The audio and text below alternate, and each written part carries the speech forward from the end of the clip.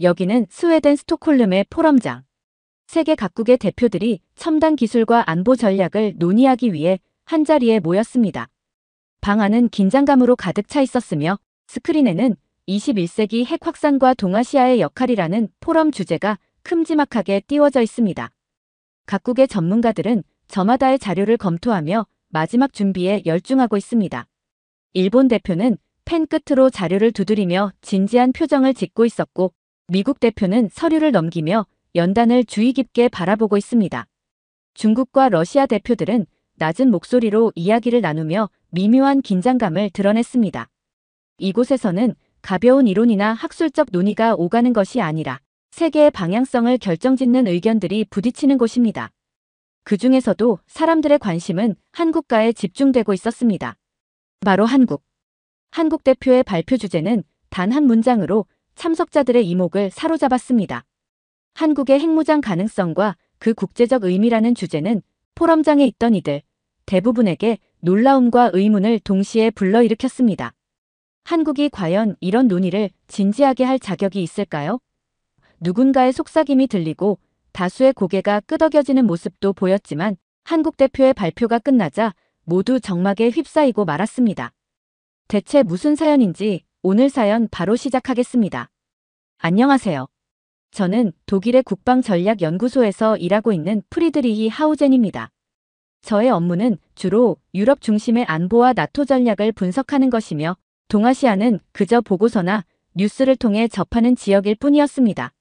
하지만 이번 스웨덴 스톡홀름에서 열린 국제안보 포럼에 참석하면서 저의 시야가 완전히 바뀌게 되었죠.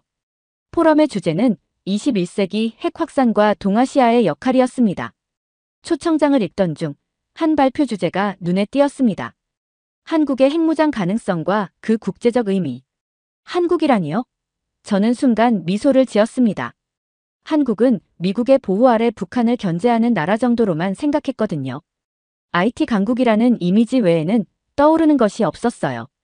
그런데 핵무장을 논의한다고요? 솔직히 믿기 어려웠습니다. 스톡홀름에 도착해 포럼장에 들어서니 분위기가 심상치 않았습니다. 각국의 전문가들이 자료를 뒤적이며 긴장한 표정으로 발표를 기다리고 있었어요. 스크린에는 핵무기와 관련된 최신 국제 동향이 띄워져 있었어요. 저도 이런 분위기엔 익숙했지만 그날만큼은 긴장감이 다르게 느껴졌습니다. 발표 일정표를 확인했는데 한국 발표가 생각보다 앞쪽 순서에 배치되어 있더군요. 주제가 강렬해서 그런지 사람들의 기대가 한국 발표에 쏠리는 것처럼 느껴졌어요. 그날 아침 일본 대표가 먼저 발표를 했습니다. 일본은 역시 기대했던 대로였어요. 잘 짜인 자료와 강력한 발표 내용으로 자신들의 입장을 강조했죠. 한국의 핵무장은 동아시아의 불안을 키울 뿐이라는 발언에 저는 자연스럽게 고개를 끄덕였어요. 아무리 그래도 한국이 핵무장 논의를 진지하게 할 정도의 나라라고는 생각하지 않았으니까요. 그런데 그 다음 순서가 한국이었어요. 한국 발표자는 예상과 달리 굉장히 차분한 태도로 단상에 올랐습니다. 연단에 서 있는 순간부터 저도 모르게 그의 카리스마에 주목하게 되었어요. 그는 먼저 한국이 왜 핵무장 가능성을 논의하게 되었는지 배경을 설명했습니다. 북한의 지속적인 핵개발과 국제사회의 소극적 대응은 한국이 새로운 선택을 해야 하는 상황을 만들고 있습니다. 우리는 자국민의 생존을 지키기 위해 현실을 직시해야 합니다. 더는 우리 국민이 불안 속에서 살아가는 것을 용납할 수 없습니다. 우리의 목표는 방어가 아니라 평화를 되찾는 것입니다. 북한의 도발과 국제사회의 무능함을 논리적으로 풀어내는 그의 발표는 방안을 조용히 만들었어요. 저는 한국이 미국의 동맹국이라는 틀에서 벗어나 스스로 전략을 수립하고 있다는 점에 놀랐습니다. 그러나 제 머릿속엔 여전히 의문이 가득했죠. 논리는 그렇다 치고 과연 한국이 기술적 기반과 국제적 정당성을 갖추고 있을까? 제 의구심은 발표가 진행될수록 점차 깨어지기 시작했어요. 다음 발표 내용이 정말 강렬했거든요. 한국은 미국의 보호에 기대지 않고 독자적으로 기술과 외교 전략을 강화해왔다고 강조했습니다. 저로선 믿기 어려웠어요. 한국이 이런 강력한 메시지를 전달할 수 있는 국가였던가요? 스웨덴에 오기 전까지는 한국을 그저 작은 동아시아의 나라로 여겼는데 오늘 본 발표는 제가 생각했던 한국과는 너무 달랐습니다. 한국은 경제적으로 성공한 IT 강국이 아니라 이제 군사적, 외교적 강국으로 떠오르고 있는 것이 분명해 보였어요. 전쟁으로 모든 것을 잃었던 나라가 불과 몇십 년 만에 기술력과 외교 전략을 통해 세계 무대에서 주도적인 역할을 할 준비가 된 모습은 조금 감동적이었습니다. 다음 날 아침, 저는 포럼장에 앉아 두 번째 한국 발표를 기다리고 있었습니다. 어제 한국 대표의 첫 발표에서 다뤄진 논리가 설득력 있다고 느꼈지만 솔직히 아직 확신이 들진 않았어요. 논리는 그렇다 치고 핵무장이라는 주제를 논의하려면 기술적 기반과 실질적 준비 상황이 뒷받침되어야 할 텐데 한국이 과연 그런 능력이 있을까 싶었죠. 스크린에 한국 발표자의 이름이 다시 떠오르자 방안의 분위기가 갑자기 바뀌었어요. 이번 발표 주제는 한국의 핵무장 잠재력 기술적 기반과 국제법적 명분. 예상보다 강렬한 주제에 저도 모르게 자세를 바로잡았습니다. 단순히 이론적 논의가 아니라 실제로 무엇을 준비하고 있는지를 보여주겠다는 자신감이 느껴졌거든요. 발표자가 등장하더니 차분한 목소리로 시작했습니다. 그는 먼저 한국이 보유한 운반 수단, 즉 미사일 기술을 설명했어요. 현무 시리즈 미사일은 목표를 정확히 맞출 수 있는 세계 최고 수준의 기술을 자랑합니다. 현무5는 수천 킬로미터 밖에서도 목표물을 정밀 타격할 수 있는 미사일로 한국이 자국민을 보호할 수 있는 강력한 방패가 됩니다. 이 말에 저는 조금 당황했습니다. 미사일의 세부 스펙과 개발 과정을 설명하는 그들의 자료가 너무 구체적이었거든요. 현무 미사일은 이미 유럽 전문가들 사이에서도 주목받았던 기술이지만 막상 한국이 이 정도로 능숙하게 이를 다룰 줄은 몰랐습니다. 그는 곧바로 핵탄두 운반 능력으로 이야기를 옮겼습니다. 현무5는 사거리와 정확도를 조절하여 전략적 유연성을 극대화할 수 있습니다. 이는 기존 ICBM과 달리 특정 목표에 최적화된 방어적 운용이 가능합니다. 순간 주변의 전문가들도 웅성거리기 시작했어요. 제가 알기로 한국은 북한 대응용 방어체계에 집중한다고 들었는데 그 이상의 범위를 가진 잠재적 기술력을 가지고 있다는 사실에 다들 놀란 눈치였어요. 그 다음은 기폭 장치에 대한 설명이 이어졌습니다. 그는 한국이 핵탄두 제작에 필요한 기폭 장치를 이미 고도로 발전시킨 기술을 보유하고 있다고 언급했어요. 이는 민간 분야의 첨단 기술을 활용해 전환 가능성이 충분하다는 내용이었죠. 특히 한국의 재래식 폭발 렌즈 기술이 세계 최상위 수준에 있다는 설명은 충격적이었습니다. 한국이 핵무기를 만들 의도가 없다 하더라도 기술적으로 이를 실현할 수 있는 기반은 이미 갖추고 있습니다. 이 한 문장은 방안을 조용히 만들기에 충분했어요. 제 머릿속은 혼란스러웠습니다. 발표자의 내용을 분석해보니 이미 한국은 군사적 기술에서도 유럽 국가들에 필적할 만한 수준에 도달해 있었어요. 게다가 발표자는 이러한 기술이 모두 독자적으로 개발된 것이라고 강조했습니다. 한국은 외부에 의존하지 않고 자체 연구와 개발을 통해 이 모든 것을 이루어냈습니다. 저는 그 순간 한국에 대해 가지고 있던 편견이 무너지는 소리를 들은 것 같았어요. 포럼이 중반에 접어들수록 저는 한국에 대해 몰랐던 것들을 하나둘 알아가는데 흥미를 느끼고 있었습니다. 특히 이날 한국 대표가 진행한 두 번째 발표는 기술력 이상의 무언가를 보여주었어요. 그것은 바로 전략적 사고였습니다. 한국은 핵무장이 필요하다는 것을 주장하는데 그치지 않고 그 논리를 뒷받침하는 실질적이고 구체적인 계획을 제시했거든요. 한국의 기술력에 대한 발표를 들은 뒤에도 여전히 한 가지 의문이 가시지 않았습니다. 기술은 충분히 설득력이 있지만 국제사회가 핵무장을 정당화할 명분을 한국에 허용할까? 유럽에서 자주 다루는 문제였기에 저는 한국이 어떤 논리로 이 난제를 풀어나갈지 궁금했어요. 그런데 이번 발표는 그 의문을 단숨에 해결해 주었습니다. 한국 대표는 발표를 시작하며 이렇게 말했어요. 핵무장 논의는 기술적 문제가 아닙니다. 국제법적 명분과 외교적 정당성을 확보하지 못한다면 그 어떤 나라도 세계적 비난을 피할 수 없을 것입니다.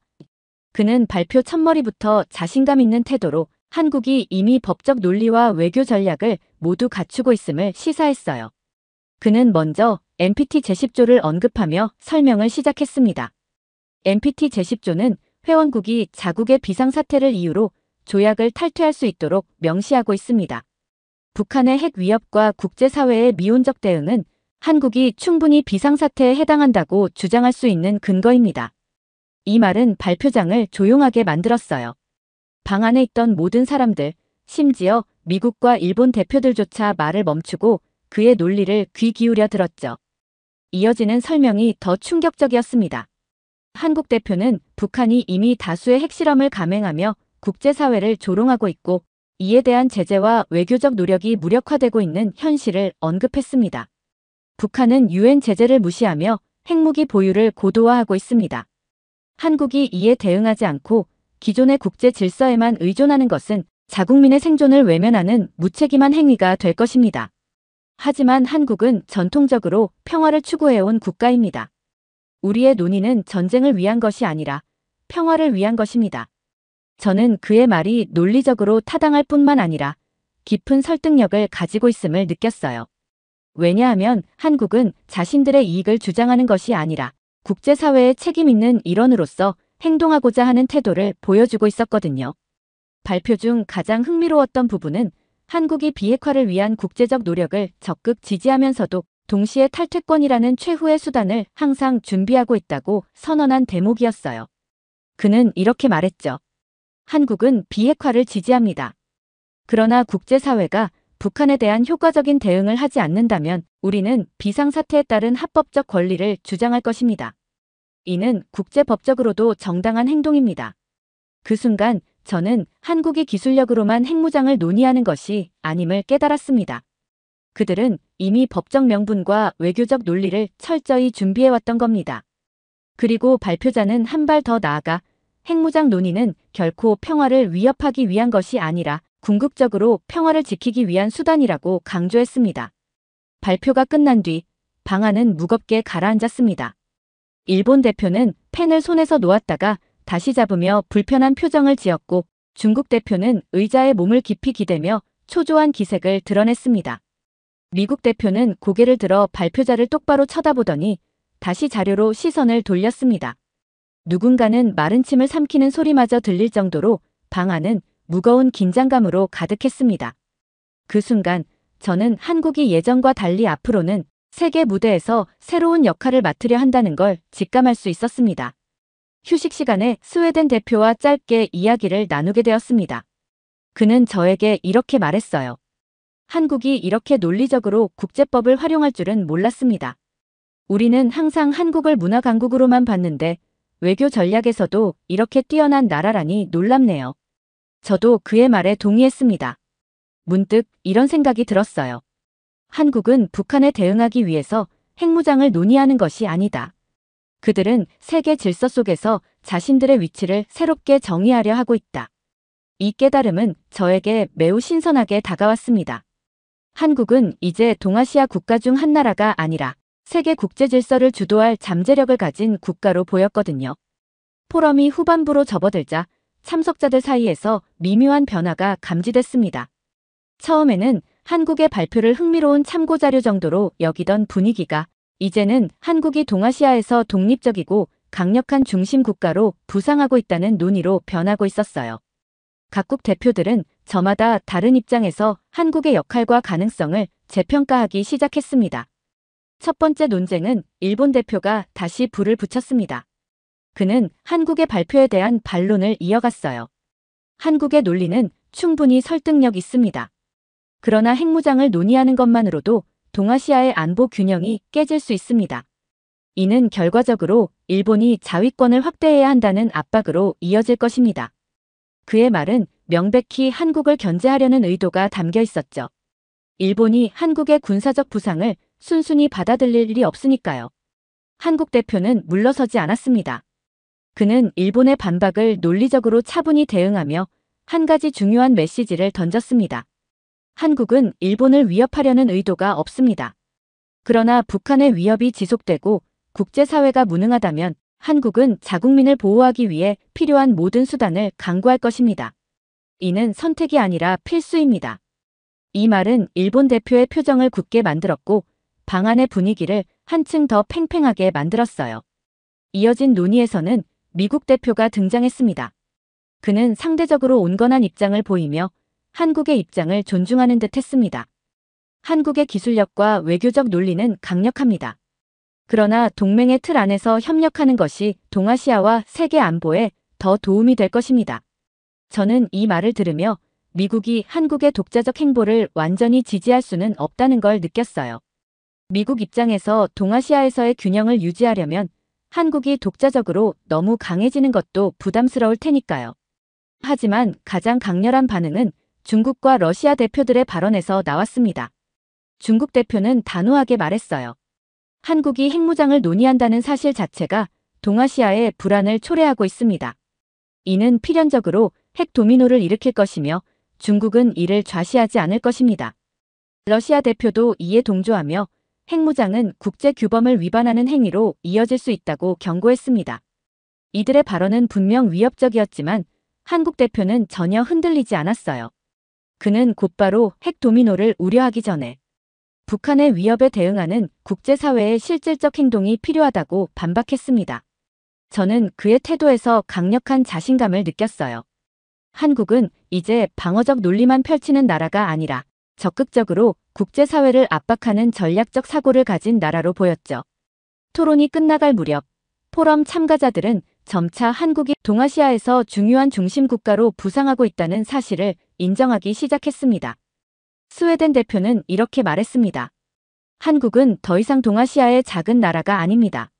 그들은 기술력과 외교적 명분을 모두 갖춘 강력한 전략적 플레이어입니다. 프랑스 대표도 비슷한 의견을 내놓았습니다. 한국의 논의는 동아시아의 문제로 그치지 않습니다. 그들은 세계 안보 구조에 새로운 변화를 가져올 가능성을 제시하고 있습니다. 저는 이 발언을 들으며 한국이 동아시아를 넘어 세계적으로 중요한 역할을 할 수 있는 잠재력을 가지고 있다는 생각이 들었어요. 포럼 마지막 날, 저는 스스로가 전날과는 다른 사람이 되어 있다는 것을 깨달았습니다. 처음 스톡홀름에 도착했을 때만 해도 한국을 과소평가하고 단지 북한 문제로 주목받는 IT 강국 정도로 생각했는데 이제는 그들이 가진 기술력과 전략 그리고 국제사회에서의 위치를 완전히 새롭게 인식하게 되었거든요.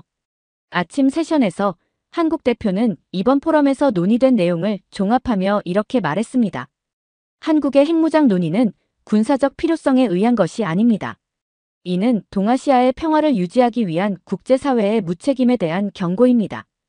그는 이어 한국은 그동안 세계 안보 구조 속에서 소극적인 역할을 해왔습니다. 하지만 이제 우리는 필요하다면 국제사회에서 새로운 책임을 맡을 준비가 되어 있습니다. 라고 선언했어요. 이 말은 그들의 입장을 설명하는 것이 아니라 강렬한 도전처럼 느껴졌습니다. 우리는 그저 주변 국가로 남아있지 않을 것이다. 이 메시지는 발표장을 가득 채운 사람들에게 명확히 전달되었어요. 저는 이런 메시지가 한국의 새로운 국면을 상징한다고 느꼈습니다. 그날 마지막 세션에서는 패널 토론이 열렸습니다. 각국 대표들이 나와 한국의 발표에 대해 찬반 의견을 나누었어요.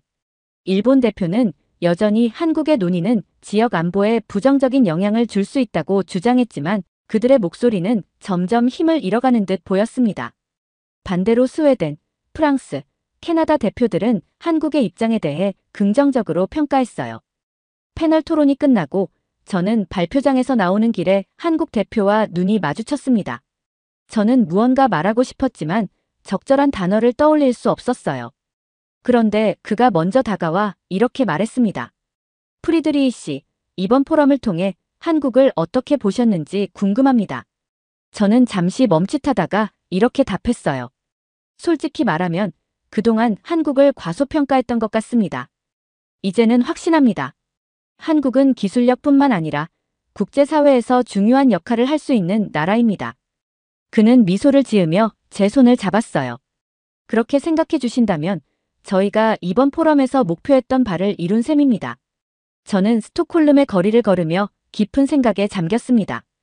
이번 논의는 제게 동아시아 안보 문제를 새롭게 보는 계기를 넘어 한국이라는 나라를 완전히 다른 시각으로 보게 만드는 충격적 경험이었어요. 저는 스스로에게 물었습니다. 왜 우리는 지금까지 한국을 과소평가해왔을까? 이 나라는 과연 얼마나 더 성장할 수 있을까? 전쟁의 잿더미에서 시작한 이들이 이제 세계 질서를 이끄는 강국으로 도약하려는 모습을 보며 저는 한국의 미래가 단지 그들만의 것이 아니라 세계 모두에게 중요한 의미를 가지리라 확신했습니다. 돌아가는 비행기에서 저는 포럼의 자료를 다시 펼쳤습니다. 한국 대표가 보여준 현무 미사일의 기술적 자료, 핵탄두 기폭 장치의 설계 가능성, 그리고 그들이 내세운 국제법적 논리까지 하나하나 떠올리며 복기했어요. 그들은 자신들의 생존과 평화를 지키기 위해 어떤 길을 가야 하는지, 그리고 그 길에서 국제사회의 신뢰를 어떻게 유지할지 명확히 알고 있었죠. 한국은 그동안 자신의 힘을 드러내지 않는 나라로 알려져 있었습니다. 세계는 보통 한국을 반도체 강국, 문화 콘텐츠 강국, 그리고 IT 기술 선도국으로만 보았죠. 그러나 이번 포럼을 통해 저는 한국이 군사적 잠재력과 외교적 독립성이라는 새로운 얼굴을 가지고 있음을 깨달았습니다. 비행기에서 내리자마자 저는 연구소로 돌아가 이번 포럼에 대한 보고서를 작성하기 시작했습니다. 제목은 이렇게 정했습니다. 한국 기술 강국에서 전략 강국으로. 보고서의 첫 문장은 제 솔직한 심정을 담았습니다. 한국은 세계가 간과했던 강국이다. 그들은 국제 질서의 변화를 주도할 준비가 된 나라이다.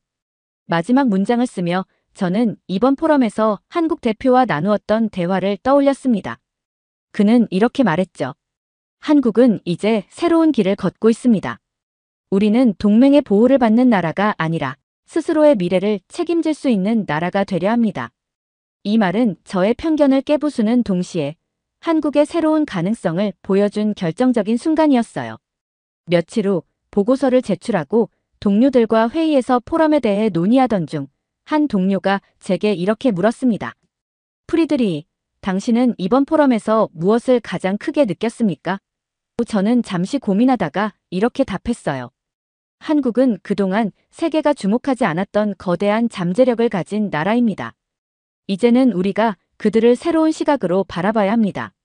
그들은 세계를 움직일 수 있는 힘을 가진 나라입니다. 제 대답에 회의장은 잠시 조용해졌습니다. 아마 동료들도 저와 비슷한 충격을 받았던 것 같아요. 그들은 한국에 대해 다시 공부해야겠다고 말했죠. 이제 저는 한국이 만들어갈 미래가 기대됩니다. 그들은 단지 자신을 방어하는 데 그치지 않고 세계 질서를 새롭게 정의하려 하고 있어요. 한국이 보여준 가능성과 비전은 기술 강국을 넘어 전략 강국으로 거듭나고 있음을 증명했습니다. 이 경험은 저에게 잊을 수 없는 깨달음을 주었어요. 저는 앞으로 한국을 더 깊이 연구하고 그들의 행보를 지켜볼 것입니다. 왜냐하면 한국은 세계가 지금까지 알지 못했던 새로운 강국으로 떠오르고 있기 때문입니다. 두 번째 사연 시작합니다. 한국이 이룬 경제 발전은 기적이 아니라 국민들의 정신과 의지가 만들어낸 결과입니다. 전쟁 후 폐허에서 세계 경제의 강국으로 성장한 한국. 그곳에서 직접 한국의 성공 비결은 놀라움 그 자체입니다. 한국은 정책과 인프라로 번영한 것이 아니었습니다. 국민들의 헌신, 교육열, 그리고 불가능은 없다는 도전 정신이 지금의 한국을 만들었죠.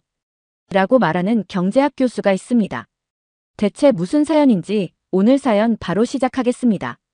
안녕하세요. 저는 케베데, 에티오피아의 경제학 교수로서 오랜 시간 동안 우리나라의 경제 개발 방향에 대해 고민해왔습니다. 수년간 여러 국가들의 경제 발전 모델을 연구했지만 한국만큼 제 관심을 끌었던 나라는 없었어요. 한국은 1950년대 한국 전쟁 이후 극심한 빈곤에서 벗어나 빠른 경제 성장을 이루어낸 기적적인 나라였죠. 저는 이번에 정부에서 추진하는 새로운 프로젝트에 참여하게 되었습니다. 이 프로젝트는 바로 한국의 경제 발전 모델을 본받아 에티오피아 경제를 개선할 수 있는 방안을 모색하는 것이었죠. 우리는 한국의 농업 발전과 산업화를 깊이 연구하고 이를 우리의 경제 계획에 어떻게 적용할 수 있을지 고민하는 중이었어요. 여러 전문가들이 모여 한국의 성공을 분석했고 한국의 기적이 단순한 행운이 아니라 매우 치밀한 계획과 헌신적인 노력의 결과라는 사실을 알고 있었습니다. 그러나 그 내면을 더 깊이 탐구하고 싶었습니다. 저는 이 프로젝트를 통해 한국에 직접 가서 현지에서 그들의 경제 발전을 실제로 보고 배우기로 결심했어요. 한국에 대해 연구를 시작하면서 제가 느꼈던 건 그들의 발전이 단순히 경제적 전략만으로 이루어진 것이 아니라는 점이었죠. 박정희라는 위대한 리더가 있었고 그의 강력한 리더십 아래서 한국은 중앙집권적 경제 개발을 이룰 수 있었습니다. 특히 저는 박정희가 정치적 안정성을 확보하면서 경제 개발 계획을 성공적으로 추진한 점에 주목했어요. 우리 에티오피아는 정치적으로 불안정한 요소가 많고 부패도 만연해 있기 때문에 장기적인 경제 계획을 실행하기 어렵다는 문제가 있었죠. 그런 점에서 박정희의 리더십은 우리에게 큰 교훈을 주고 있었습니다. 처음 한국을 방문하기로 결정했을 때 기대와 궁금증이 동시에 저를 사로잡았습니다. 책과 논문으로는 결코 다 담을 수 없는 그 내면의 이야기를 직접 보고 싶었어요. 박정희의 업적을 듣고 중앙 집권적 리더십이 어떻게 한국을 세계적 경제 강국으로 이끌었는지 들어보는 것도 중요했지만 저는 그것만으로는 충분하지 않다고 느꼈습니다. 실제로 현지에 가서 한국인들의 삶을 관찰하고 그들이 어떻게 이런 성과를 이루었는지 그들의 일상을 통해 직접 경험하고 싶었죠. 한국 방문을 결심하면서도 한 가지 걱정이 있었습니다. 제가 한국에서 정말 무엇을 배울 수 있을지에 대한 의문이었어요. 이미 많은 자료를 통해 한국의 발전 모델을 알았다고 생각했지만 정말 중요한 것은 책에 적힌 이론적 배경이 아니었습니다. 한국이 경제 발전을 이룬 구체적인 과정을 알고 싶었습니다. 출발하기 전 저는 가족들과 이야기를 나눴습니다. 정말 한국에 가는 것이 이번 연구에 그렇게 중요한가요? 아내가 물었죠. 그럼요, 저는 대답했습니다. 한국의 성공을 단순히 정책의 관점에서만 본다면 그건 큰 실수가 될 거예요. 그들이 경제 발전을 어떻게 이룩했는지 그 내면을 제대로 이해하려면 현지에서 직접 봐야 해요. 한국에 도착했을 때 첫 인상은 놀라웠습니다. 한국은 저의 기대를 훨씬 뛰어넘는 곳이었어요. 공항에서부터 느껴지는 현대적인 인프라와 빠르게 돌아가는 도시의 활기찬 모습은 제가 예상했던 것보다 훨씬 더 발전된 나라임을 보여주었습니다. 이곳이 정말 전쟁 후 폐허였던 나라가 맞을까? 제 자신도 믿기 힘들 정도였죠. 저는 에티오피아와의 차이를 절감했습니다.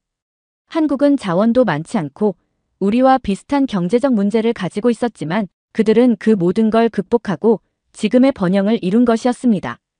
우리 에티오피아도 이런 성장을 이루기 위해서는 무엇이 더 필요할까? 단순히 경제 정책만으로는 해결되지 않는 그 무언가가 있을 거라고 확신했어요. 한국에 도착한 지 얼마 지나지 않아 저는 한국의 경제 발전을 연구하는 현지 대학의 교수와 만남을 가졌습니다. 이 교수는 한국 경제의 성장을 연구하는 전문가였고 특히 박정희 대통령의 리더십에 대한 깊은 이해를 가지고 있었어요. 그의 이야기를 듣는 내내 저는 점점 더 박정희라는 인물이 얼마나 대단한 리더였는지에 대해 감탄하게 되었습니다. 사실 한국에 오기 전부터 박정희 대통령에 대해 익히 들어 알고 있었습니다. 그는 한국 경제를 살린 영웅이라는 평가를 받고 있었고 특히 그의 중앙 집권적 리더십과 경제 개발 계획이 한국 경제 기적을 이끌었다는 점에서 저는 매우 흥미를 느꼈습니다. 그러나 그와 관련된 수많은 역사적 자료를 읽으면서도 그의 진정한 리더십이 무엇인지 그리고 그가 한국 사회에 어떤 영향을 미쳤는지까지는 깊이 이해하지 못했죠. 교수와의 첫 만남에서 저는 이 점을 더욱 명확히 알게 되었습니다. 그는 박정희가 단순한 정치적 리더가 아니라 경제 발전의 큰 그림을 볼 수 있는 사람이었다고 설명했어요. 박정희 대통령은 한국 전쟁 이후 완전히 무너진 나라에서 어떻게 다시 일어설지를 정확히 알고 있었습니다. 그는 강력한 리더십을 발휘해 한국을 하나의 방향으로 이끌었고 경제 개발 계획을 통해 자원을 효율적으로 사용하며 산업화를 추진했습니다. 저는 고개를 끄덕이며 그의 이야기를 들었습니다. 박정희의 리더십에 대한 설명은 제가 읽었던 책들에서 언급된 내용과는 다소 다른 느낌이었어요. 책에서는 그를 경제 성장의 주역으로 묘사했지만 이렇게 직접 현지인의 시각에서 그의 업적을 설명받으니 훨씬 더 생생하게 다가왔습니다. 특히 박정희가 정치적 안정성을 유지하면서도 경제 개발을 위해 국민들의 참여를 이끌어낸 점이 중요했죠. 한국은 1960년대 이후 정치적 혼란을 겪지 않으면서도 중앙 집권적 리더십 아래 경제 계획을 일관되게 추진할 수 있었습니다. 이 점은 에티오피아와는 큰 차이였습니다. 에티오피아에서 우리는 항상 정치적 불안정성을 문제로 겪고 있었습니다. 정권 교체가 잦고 부패가 만연해 있었죠. 이로 인해 장기적인 경제 계획을 세우고 실행하는 것이 어려웠습니다. 교수는 박정희 시대의 정치적 안정이 없었다면 한국은 결코 이 정도의 발전을 이루지 못했을 거라고 말했습니다. 한국은 그때 절실했죠. 정치적으로 혼란스러운 상태였다면 경제 개발 계획은 실패로 끝났을 겁니다. 그의 말을 들으면서 저는 박정희가 이룬 정치적 안정과 리더십이 얼마나 중요한지를 다시 한번 깨달았습니다. 우리 에티오피아에서도 그런 강력한 리더십이 절실히 필요했어요. 그러나 그것은 단지 정치적 안정뿐만 아니라 국민들을 한 방향으로 이끄는 능력이 필요했습니다. 박정희는 한국인들을 하나로 묶어 경제 성장을 위해 단결하게 만든 힘을 가지고 있었습니다. 교수는 또한 박정희의 경제 개발 5개년 계획에 대해 구체적으로 설명해 주었습니다. 한국은 이 계획을 통해 산업화와 인프라 구축을 일관되게 추진했고 그 과정에서 농업에서 제조업으로의 전환을 성공적으로 이끌어냈습니다. 저는 그 말을 들으며 한국과 에티오피아의 차이를 다시 한번 절감하게 되었어요. 우리는 아직도 농업 중심 경제에서 벗어나지 못하고 있었지만 한국은 이미 그때부터 미래를 위한 전환을 준비하고 있었던 것이죠. 그의 설명을 들으며 저는 생각했습니다. 에티오피아도 과연 이런 경제 개발 계획을 성공적으로 실행할 수 있을까? 한국처럼 중앙 집권적 리더십과 정치적 안정성을 확보하지 못한다면 그것은 결코 쉽지 않을 것입니다. 우리나라에서는 정권이 바뀔 때마다 정책이 바뀌고 정부의 경제 계획이 일관성을 잃는 경우가 많습니다. 반면 한국은 1960년대와 70년대에 걸쳐서 경제 개발을 끊임없이 추진할 수 있었죠. 이 대화를 통해 저는 한국이 정치적 안정과 중앙 집권적 리더십이 결합된 경제 모델을 성공적으로 구현해낸 배경을 더 깊이 이해하게 되었습니다. 박정희의 업적은 그저 경제 성장을 이끈 것만이 아니라 국민적 동참을 이끌어내고 국가를 하나로 묶는 데 있었습니다. 에티오피아에도 이런 리더가 필요하다는 생각이 머릿속을 떠나지 않았습니다. 한국에서 지내며 여러 사람들과 대화를 나누고 경제 발전에 대한 다양한 견해를 들을 기회가 많았습니다. 그 과정에서 한 가지 확실해진 점이 있었어요. 한국의 경제 성장은 단순한 정책적 성공이나 리더십에만 의존한 것이 아니라 교육이라는 아주 중요한 요소가 뒷받침되었다는 것입니다. 사실 한국이 전쟁 후 폐허에서 다시 일어설 수 있었던 가장 큰 이유 중 하나가 바로 교육이었어요. 저는 한국 경제 성장의 핵심 요소 중 하나로 교육을 꼽고 있었습니다. 현지에서 만난 교수들 역시 한국의 교육 시스템이 한국 경제의 성공을 이끄는 중요한 힘이었다고 설명했죠. 그런데 책으로만 배운 것과는 달리 한국의 교육에 대해 직접 보고 배우게 되니 그 차이는 정말 엄청났습니다. 첫 번째로 제 눈에 들어온 것은 문해율이었습니다. 한국은 전쟁 직후에도 높은 문해율을 자랑했고 이는 빠른 경제 성장을 위한 기초가 되었습니다. 한국은 교육을 통해 국민들이 빠르게 지식을 습득하고 경제에 기여할 수 있는 인재로 성장할 수 있었죠.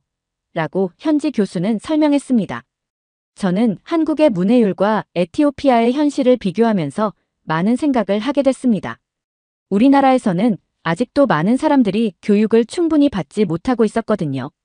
이런 상황에서 경제 발전을 이루는 것은 결코 쉬운 일이 아니었죠. 한국의 교육 정책을 들여다볼수록 그들이 얼마나 멀리 내다보고 계획을 세웠는지를 깨달을 수 있었습니다. 특히 1960년대와 70년대에 한국 정부는 과학, 기술, 그리고 엔지니어링 분야에 집중적으로 투자했어요. 그들은 인적 자원을 기술 인력으로 육성하는 것을 목표로 삼았고 이는 제조업과 중공업을 발전시키는 데 큰 힘이 되었습니다. 저는 이를 보면서 에티오피아도 장기적으로 교육에 대한 투자와 계획이 절실하다는 생각을 하게 되었습니다. 한국에서는 학교에서만 교육이 이루어지는 것이 아니었어요.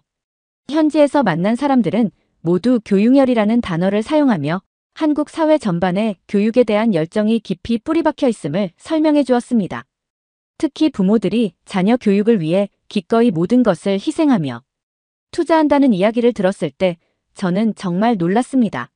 한국 사회는 부모가 자녀에게 모든 것을 걸어 교육을 시키는 분위기입니다. 가난해도 교육을 시키려는 강한 의지가 있어요.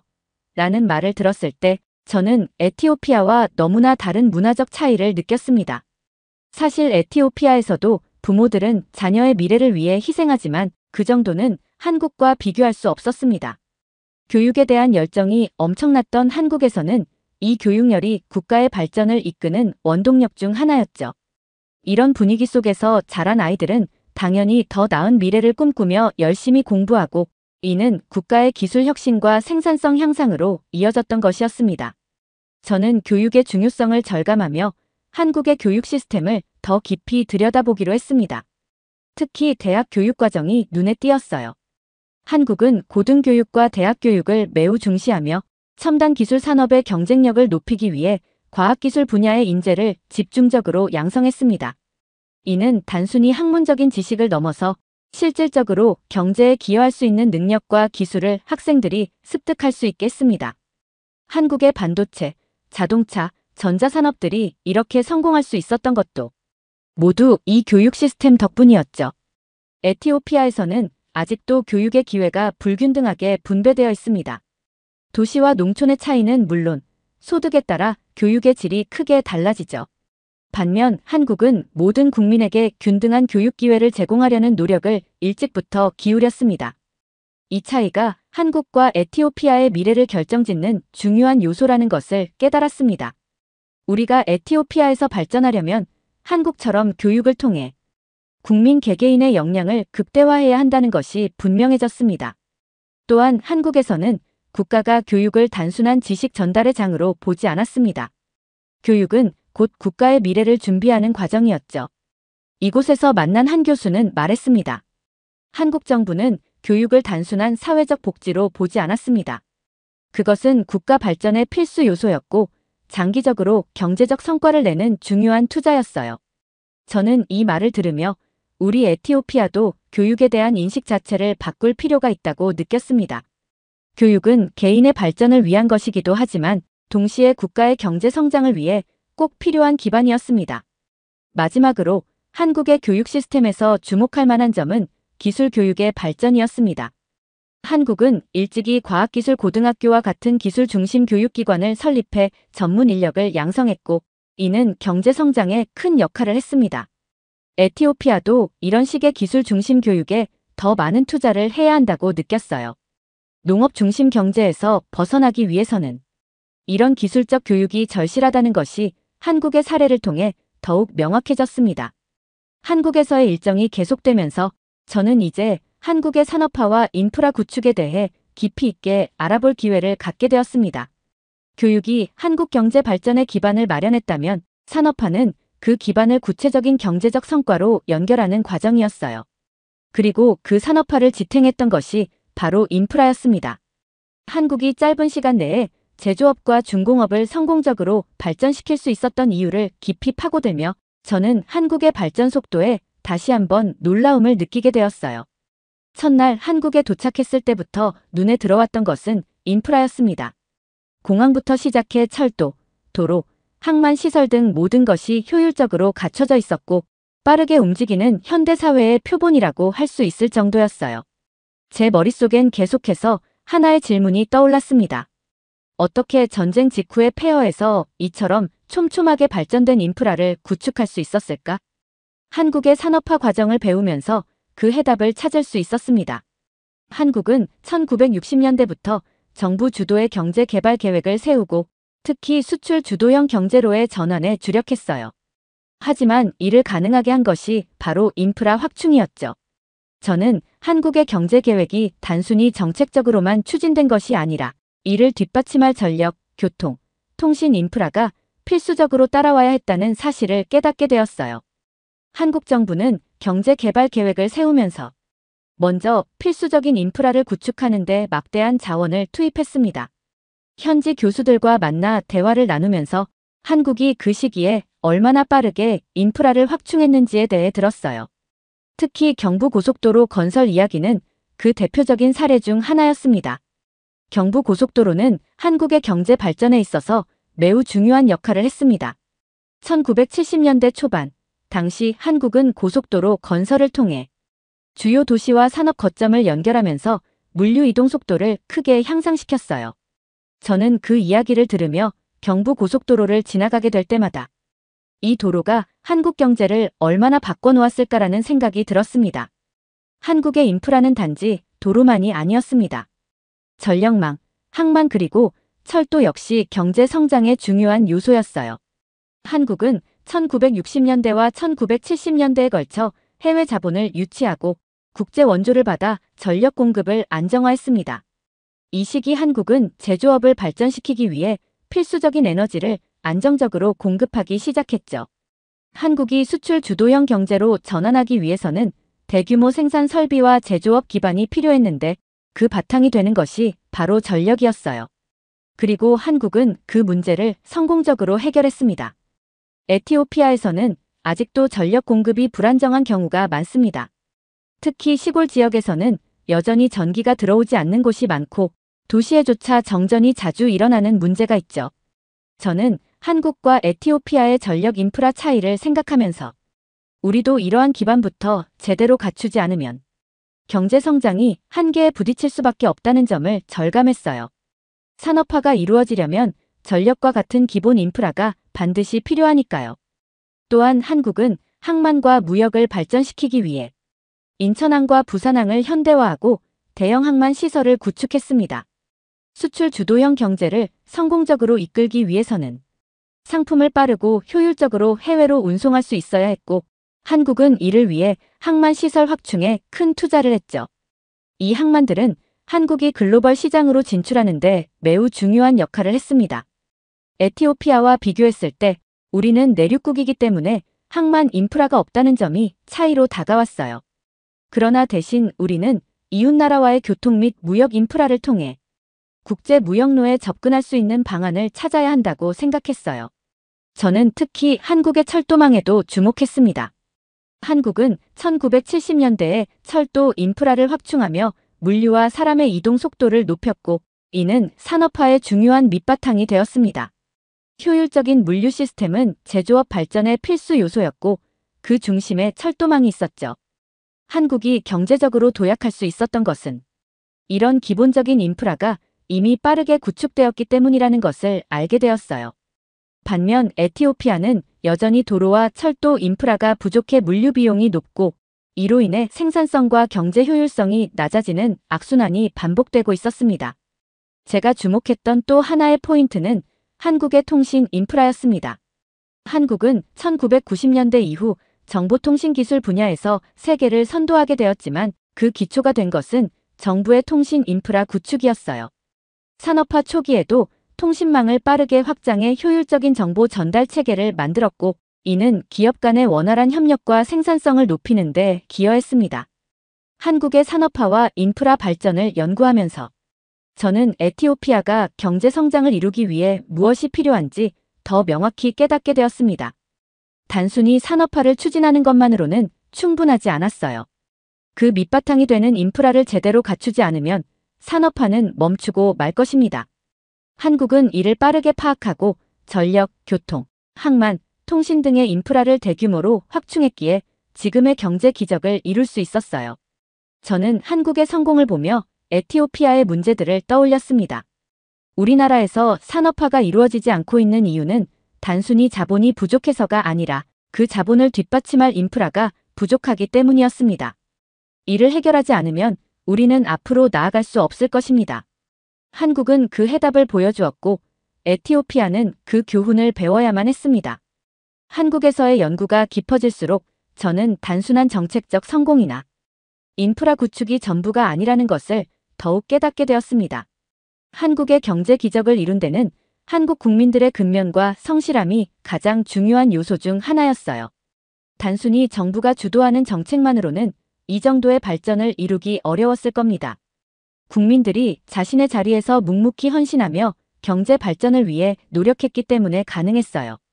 저는 이를 직접 보고 들으면서 한국 국민들의 태도가 얼마나 큰 역할을 했는지 실감하게 되었습니다. 사실 한국의 근면성과 성실함에 대해서는 여러 이야기를 듣고 있었습니다. 하지만 현지에 와서 직접 만나본 한국인들의 일상에서 그 진정한 의미를 깨닫게 되었습니다. 그들의 일상은 그야말로 바빴고 그 바쁜 일상 속에서도 모든 일이 질서정연하게 진행되고 있었어요. 저는 그들의 근면함이 단순한 노력이 아니라 국가의 경제 발전에 기여하는 중요한 힘이라는 것을 직접 느낄 수 있었습니다. 한국의 직장 문화에 대해 들었을 때 처음엔 충격적이었습니다. 많은 한국인들이 주 5-6일 근무를 하며 긴 시간을 일하고 있었고 1960년, 1970년대에는 특히 노동 강도가 더 강했다고 해요. 제가 현지에서 만난 한 기업가는 이렇게 말했습니다. 우리는 그때 정말 밤낮 없이 일했죠. 휴일도 거의 없었고 낮은 임금에 시달렸지만 모두가 더 나은 미래를 꿈꾸며 열심히 일했어요. 그의 이야기를 들으며 저는 이 사람들이 단순히 생계를 위해 일한 것이 아니라 국가를 다시 일으키기 위한 희생을 자발적으로 감내했다는 점에서 큰 감명을 받았어요. 한국의 1960년, 1970년대 경제 성장기에는 농촌에서 도시로 이동한 수많은 노동자들이 중공업과 제조업 분야에서 일하며 그 발전을 이끌었어요. 특히 잘 살아보세라는 구호가 크게 유행하며 이 시대의 한국인들은 경제 재건을 위한 노력에 헌신적으로 참여했습니다. 그 구호는 단순한 문장이 아니라 국가적 의지를 담은 상징이었죠. 도시로 이주한 수많은 사람들은 낮은 임금과 열악한 근무 환경 속에서도 성실하게 일했고 그 결과 한국은 빠른 속도로 경제 발전을 이룰 수 있었습니다. 이와 대조적으로 에티오피아에서는 이러한 근면한 노동 문화가 뿌리내리지 못한 현실을 떠올렸습니다. 우리나라는 농업에 의존하는 비율이 높고 도시화도 더딘 편입니다. 노동자들은 대체로 자급자족하는 경제 구조 속에서 살아가고 있죠. 한국과 비교했을 때 에티오피아는 아직도 도시로의 이동과 산업화에 따른 노동의 변화를 경험하지 못하고 있었어요. 그리고 한국인들이 자발적으로 헌신하고 국가 재건에 기여했던 그 시기와 같은 국민적 의식이 아직 형성되지 않은 것이 큰 차이로 다가왔습니다. 제가 한국의 사람들을 만나면서 느낀 것은 그들의 자기 희생 정신과 책임감이었습니다. 그들은 자신이 맡은 일을 단지 직업으로서가 아니라 더 큰 목표의 일부분으로 생각하고 있었어요. 한국인들은 그 어떤 상황에서도 국가의 경제 발전을 위한 자기 역할에 대한 책임감을 가지고 일하고 있었습니다. 한 교수는 저에게 이렇게 말했어요. 우리 국민들은 그 당시 모두가 희생을 각오하고 일했습니다. 자신의 일이 곧 국가를 다시 일으키는 데 중요한 역할을 한다는 것을 알고 있었기 때문이죠. 이 말을 들으면서 저는 한국 경제 성장의 또 다른 중요한 요인을 발견하게 되었습니다. 특히 제가 주목한 것은 새마을 운동이었습니다. 이 운동은 농촌 개발과 자립을 목표로 한 국가적 운동이었지만 실제로는 그 이상의 의미를 가지고 있었습니다. 새마을 운동은 단지 경제적 발전을 목표로 한 것이 아니라 국민들의 의식혁명을 촉발시키는 운동이었어요. 한국 정부는 국민들이 자발적으로 자신의 마을을 발전시키고 서로 협력하며 경제 성장을 이루는 방식을 장려했습니다. 그 결과 한국의 농촌은 자립 능력을 갖추게 되었고 농촌과 도시 간의 격차도 빠르게 줄어들었습니다. 저는 에티오피아에서도 이러한 자발적 참여와 협력이 절실히 필요하다고 생각했습니다. 우리는 정부의 정책만으로는 경제 발전을 이끌 수 없으며 국민들이 스스로 변화하고 경제 발전에 기여할 수 있도록 하는 분위기가 필요했어요.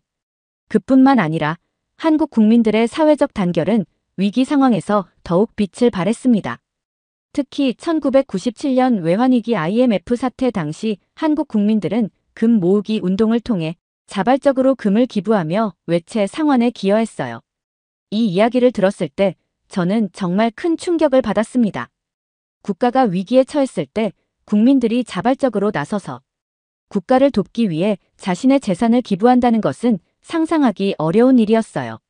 하지만 한국에서는 그것이 현실이었고 그 덕분에 한국은 외환위기를 극복할 수 있었던 것입니다. 한국 국민들의 이런 애국심과 공동체 의식은 경제 발전의 중요한 원동력이었습니다. 단순히 개인의 이익을 추구하는 것이 아니라 국가 전체의 발전을 목표로 삼고 있었던 것이죠. 저는 이러한 국민적 단결과 헌신이 에티오피아에서도 꼭 필요하다고 느꼈습니다. 에티오피아는 아직도 사회적 불평등이 심하고 정치적 혼란으로 인해 국민들이 경제 발전에 대한 강한 동기부여를 받지 못하고 있는 상황입니다. 우리는 경제 발전을 위해 국민적 단결을 이끌어낼 필요가 있었고 한국의 사례는 그 방향성을 제시해주고 있었습니다. 여러 경험을 통해 한국의 경제 성장을 이끈 핵심 요소 중 하나가 한국의 국민성이라는 사실이 점점 더 명확해졌습니다. 단순히 정책과 인프라, 교육과 같은 요소들만이 아니라 국민들의 정신적 자세와 그들이 보여준 문화적 특수성 역시 큰 역할을 했다는 것을 깨닫게 되었죠. 사실 에티오피아에서도 자주 논의되는 부분이었지만 한국의 국민성에 대한 깊이 있는 연구는 우리에게 전혀 다른 관점을 제공했습니다. 한국에서 생활이 길어질수록 이 나라가 단순히 잘 조직된 사회라기보다는 서로에 대한 배려와 질서를 중요시하는 국민성이 강하게 드러나는 사회라는 점이었어요. 저는 대중교통을 이용하면서 거리를 걸으면서 그리고 상점에서 물건을 살 때마다 그들의 질서정연한 모습과 타인을 배려하는 태도에 깊은 인상을 받았습니다. 한국인들은 항상 자신만을 위한 것이 아니라 사회 전체의 이익을 염두에 두고 행동하는 모습이었습니다. 에티오피아에서는 아직 이러한 사회적 배려나 질서의식이 강하지 않은 편입니다. 많은 경우 개인의 이익이 우선시되고 공공의 이익보다는 개인의 필요가 더 크게 작용해요. 이런 부분에서 한국 사회는 에티오피아와 완전히 달랐어요. 한국에서는 개인의 행동이 공동체에 어떤 영향을 미치는지를 중요하게 여기며 이러한 문화적 특수성이 경제 발전에도 큰 영향을 미쳤다는 것을 알게 되었습니다. 특히 저는 한국인들이 일터에서 보여주는 헌신에 대해 깊은 관심을 가졌습니다. 한국의 직장 문화를 보면 많은 사람들이 자신의 업무를 단순한 일로 보지 않고 책임감과 자부심을 가지고 임하고 있었습니다. 한국에서 만난 한 직장인은 이렇게 말했어요. 우리는 단순히 월급을 받기 위해 일하는 것이 아니에요. 우리의 일은 곧 회사의 성장을 의미하고 더 나아가 국가 경제에 기여하는 일입니다. 저는 이 말을 들으며 한국인들의 경제 활동에 대한 깊은 헌신을 다시 한번 느끼게 되었습니다. 이러한 책임감과 헌신은 개인의 성취를 넘어 사회 전체를 발전시키는 중요한 요소였어요. 한국 국민들은 그들의 작은 역할이 국가의 발전에 기여할 수 있다는 믿음을 가지고 일하고 있었습니다. 저는 에티오피아에서 이러한 마음가짐을 찾아보기 어려운 점이 아쉬웠습니다. 물론 에티오피아의 많은 국민들도 열심히 일하고 있지만 그들이 자신들의 일이 국가 전체에 얼마나 큰 영향을 미치는지를 느끼는 경우는 드물었습니다. 이는 우리나라가 사회적 연대감을 더 키워야 한다는 점을 시사하고 있었어요. 또한 한국의 도전 정신은 그들의 국민성을 정의하는 또 다른 중요한 요소였습니다. 한국인들은 끊임없이 새로운 분야에 도전하고 실패를 두려워하지 않는 모습을 보여주었어요. 전쟁 이후 한국이 빈곤과 불확실성을 이겨내고 현재의 성공을 이룬 과정에는 이 도전 정신이 깊이 뿌리내려 있었습니다.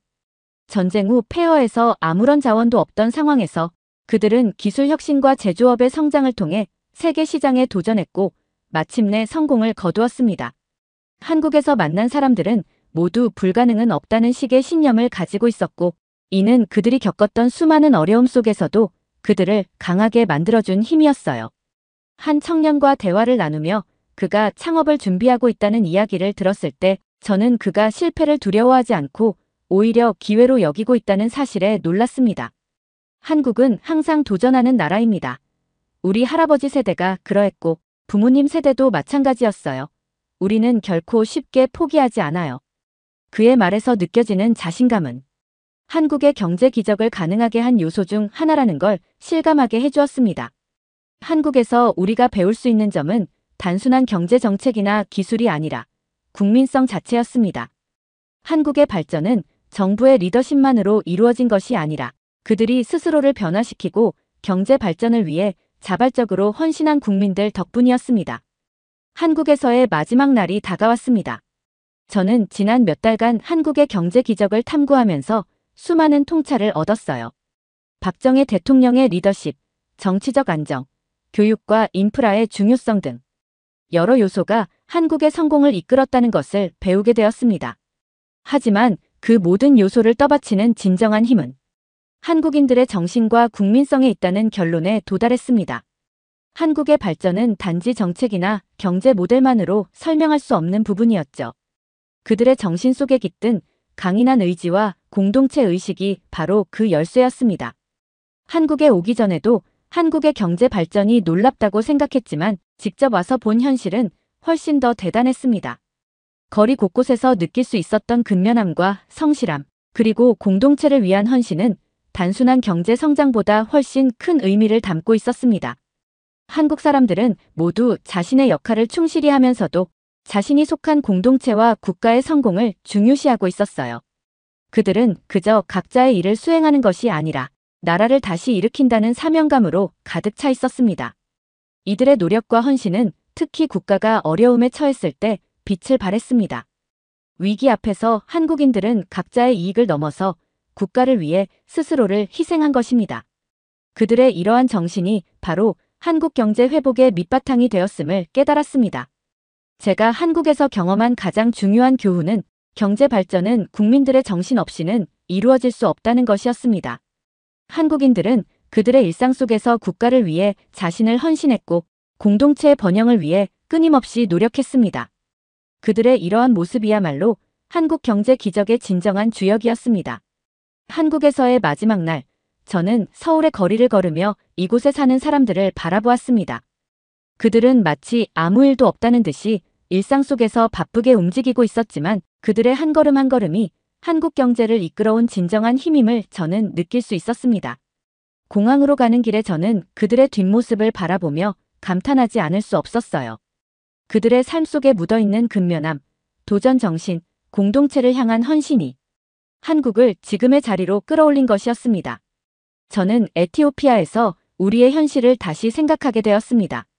에티오피아도 한국처럼 발전할 수 있는 잠재력을 가지고 있지만 우리 국민들의 의식과 태도가 변화하지 않으면 그 잠재력은 결코 발휘되지 않을 것입니다.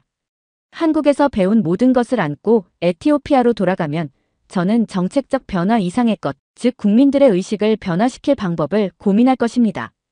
단지 경제 모델을 복사하는 것이 아니라 우리 에티오피아 국민들이 어떻게 더 나은 미래를 위해 스스로 변화할 수 있을지, 어떻게 공동체를 위해 헌신하고 나라를 다시 일으킬 수 있을지를 생각해 볼 것입니다. 한국에서의 여정을 마치고 이제 에티오피아로 돌아갈 시간이 왔습니다. 이곳에서의 경험은 저에게 깊은 영감을 주었고 제 시야를 넓혀주었어요.